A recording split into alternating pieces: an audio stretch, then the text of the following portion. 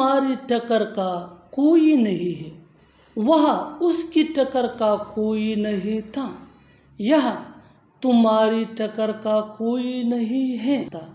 इन जुमलों में हम कह रहे हैं टक्कर का नहीं होना। इसके लिए इंग्लिश में यूज़ होता है नो मैच। आइए कंप्लीट स्ट्रक्चर समझते हैं।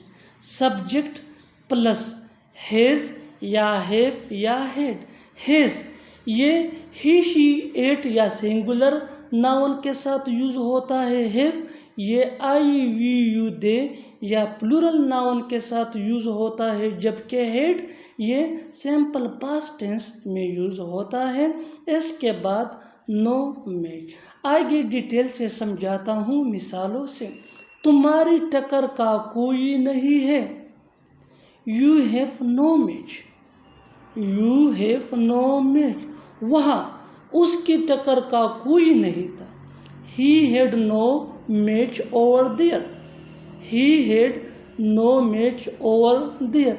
यहाँ उसकी टक्कर का कोई नहीं है, he has no match here. He has no match here. मेरी टक्कर का कोई नहीं था, आई हैड नो मैच। वो बात करने में लगा हुआ है, वो खाने में लगा हुआ है, वो फ़ोन चलाने में लगी हुई थी। ऐसे जुमले हम अपने डे टू डे लाइफ यानी रोज़मर्रा ज़िंदगी में ज़रूर बोलते या सुनते हैं दूसरों से।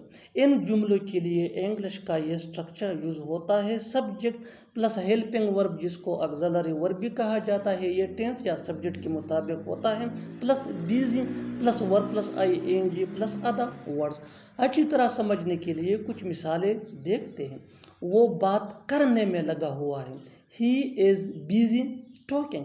He is busy talking. वो खाने में लगा हुआ है, ही इज़ बिजी ईटिंग।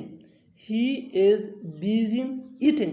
वो फ़ोन चलाने में लगी हुई थी, she was busy using mobile.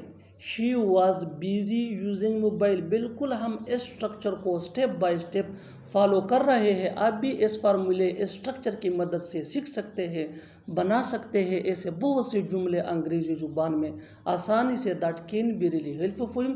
अच्छी तरह समझने के लिए एक और मिसाल देखते हैं। One more example for better understanding. तुम तो बहस करने में लगे हुए हो। तुम तो बहस करने में लगे हुए हो। You are busy arguing. You are busy arguing. और आखिर में ये सेंटेंस आपके लिए कॉमन सेशन में इसका जवाब ज़रूर देना। तुम तो लड़ने में लगे हुए हो। तुम तो लड़ने में लगे हुए हो। Subscribe to English page for more advance English sentence structure. Thanks ma'am. आने की गलती मत करना, झूठ बोलने की गलती मत करना, उससे मिलने की गलती मत करना।